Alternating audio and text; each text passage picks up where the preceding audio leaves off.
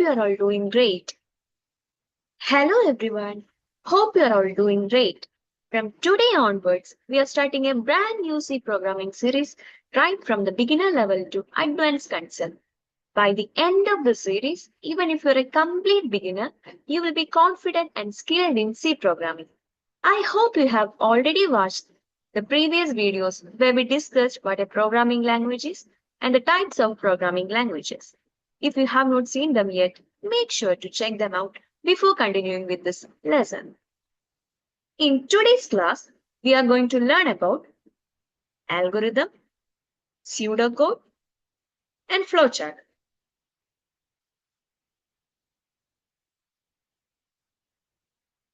The three important steps we usually follow before writing any program.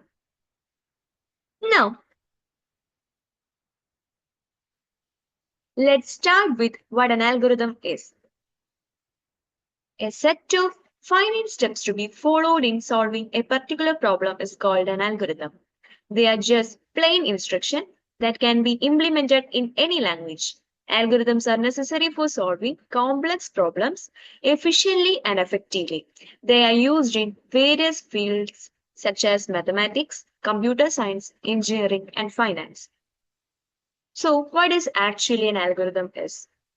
It is simply a step-by-step process used to solve a problem or perform a task. In simple words, it's just like a recipe. If you want to cook a new recipe, we would read the instructions and steps and do them one by one. Similarly, the algorithm tells the computer exactly what to do, step by step, to get the desired result. Now, the characteristics of an algorithm. These are the characteristics of an algorithm. The first one is language independent. Language independent means the word itself says the language doesn't matter. It can be implemented in any language without any difference in the expected output. So we can use any language there. There is no barrier of language. And the next characteristics is well-defined inputs. An algorithm may or may not take input. If it takes so, it should be well-defined. The third point is well-defined outputs. The algorithm should produce at least one output and clearly define what output we would get. So, the algorithm will give at least one output and that should be well defined. And the next characteristics is clear and unambiguous. Each of its steps should be clear in all aspects and must have a clear meaning.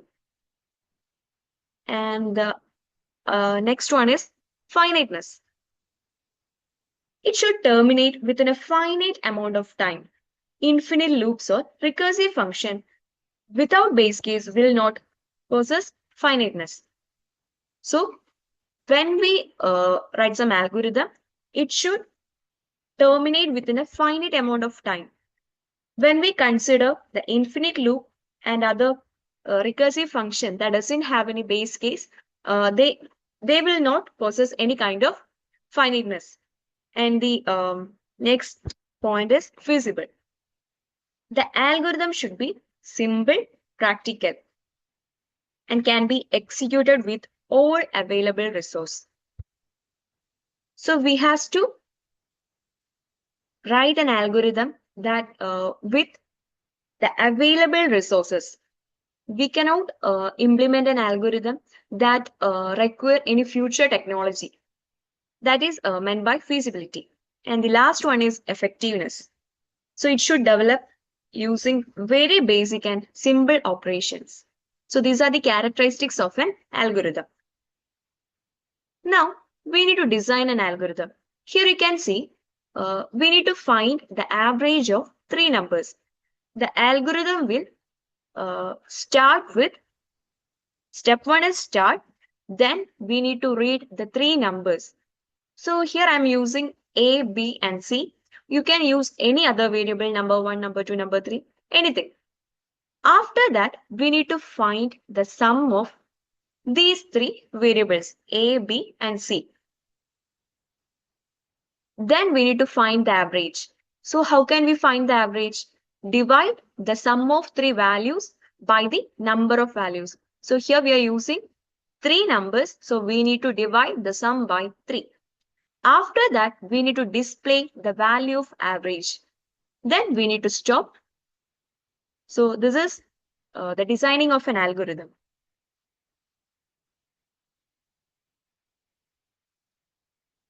Now, we know what an algorithm is. Let's move on to pseudocode. A pseudocode is a simple way of writing the steps of an algorithm using plain English, not actual programming language syntax. It looks similar to real code, but it's only meant to plan and explain how a program works. It doesn't follow any strict rules. The goal is just to make the logic clear and easy to understand. So, actually, pseudocode is also similar to an algorithm.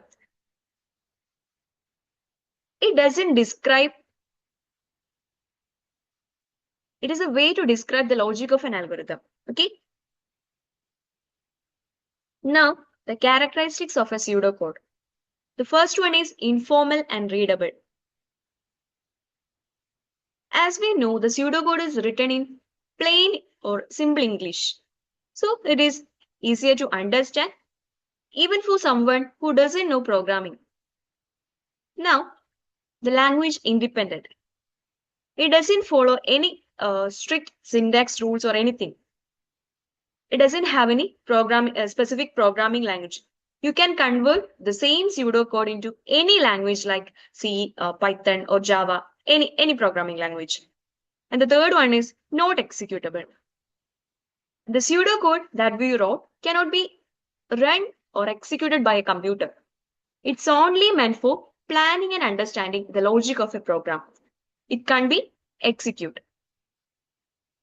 And the other next point is focus on logic. It helps us concentrate on what the program should do.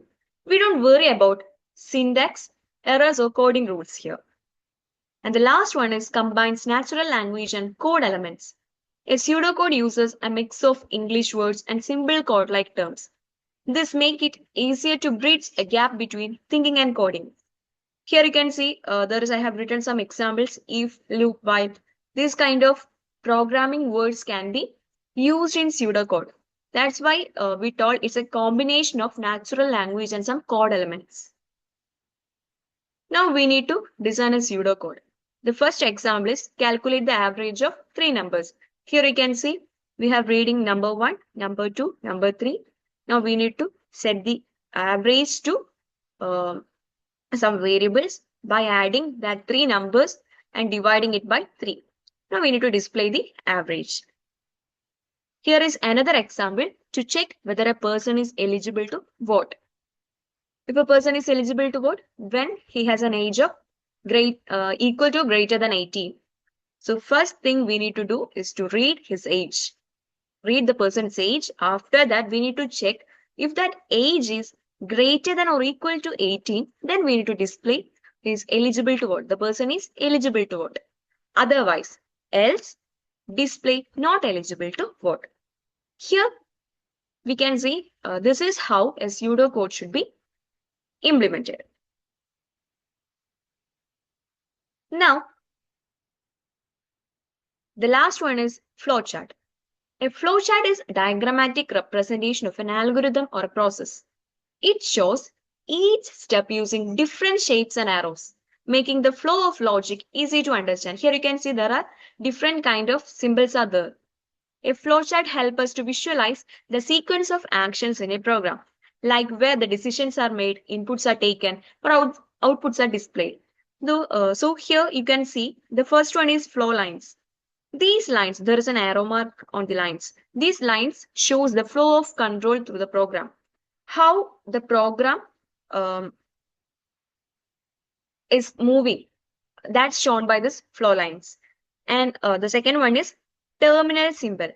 So this is an oval shaped symbol. You can see it always begins and ends the flowchart. The starting and ending of a program is sh- shown by this terminal symbol. And the third one is input output symbol. The parallelogram is used for both input and output. So if we want to take an input or show some output, we need to use this parallelogram symbol.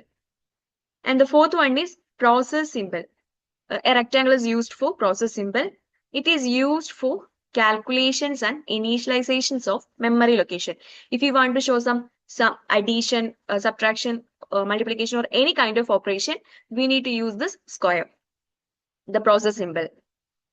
Now there is a decision symbol. This box is used for decision making. There will be always two exist to exit from a decision symbol. One is labeled yes and other labeled no. So we need to check some condition. For the later we have discussed before we have discussed the to calculate to find a person is eligible to vote or not. So if the age is greater than or equal to 18, yes, he is eligible to vote. If the age is less than 18, no. So there are two possibilities, yes or no. This decision is made by using this symbol, decision symbol. And the last one is connectors. Whenever a complex flowchart is more than one page, in a such situation, the connector symbols are used to connect the flowchart. If there is no page available, we need to use this connector to complete the remaining of program. Here, there is an example of finding the eligibility of a person to vote. Here you can see the start symbol is used, and then there is input is taken, the number is read, the age is read here. After that, you can see here there is a decision making. If the number is greater than or equal to 18, if it is greater than or equal to 18, here, if it is yes, we need to show he is eligible. Otherwise, if there is no, we need to show not eligible. So here you have to write the on the left arrow yes, and on the right side no. If it is yes, print eligible. If it is no, print not eligible. After that, the program will get ended.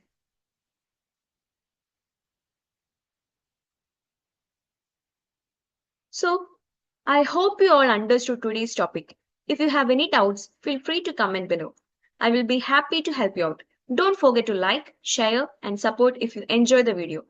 See you all in the next session. Till then, take care and bye.